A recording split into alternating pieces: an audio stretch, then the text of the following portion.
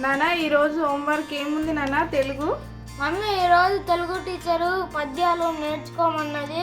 Mummy మాకు కూడా teacher అదే చెప్పింది మమ్మీ. సరే నానా, నేర్చుకోండి. ఫస్ట్ ఒక పద్యం చెప్పు. నీకు చూడకుండా చెప్పు. నువ్వు ఒకటి. 5 వేలు ముడిస్తా గట్టి పిడికిలి, వేలు తెరిచి చూడు వేరు వేరు, వేరు పడుట కన్న చేరి ఉండుట మిన్న, విశ్వయోగి బాట వెలుగు మాట. చేతుకున్న 5 వేలు ముడిస్తా గట్టి పిడికిలిగా మారుతుంది, పిడికిలి విప్పు తొక్క వేలు బలహీనంగా అవుతాయి, కాబట్టి విడిపోవడం కంటే కలిసి ఉండడం మేలు, ఇది విశ్వయోగి బాట వంటి వెలుగు మాట.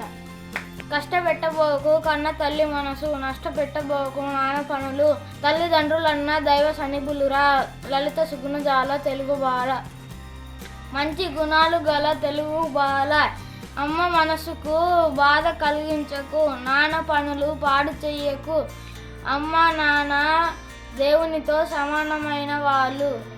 చిన్నోడా పెద్దోడా బాగా పద్యాలు చెప్పారు, వాటికి భావాలు చెప్పారు. 5 వేళ్ళు ముడువ అనేది ఇంకొకటి అమ్మా నాన్నలది. అవి చాలా మంచివి, మెసేజ్ ఇచ్చేటివి.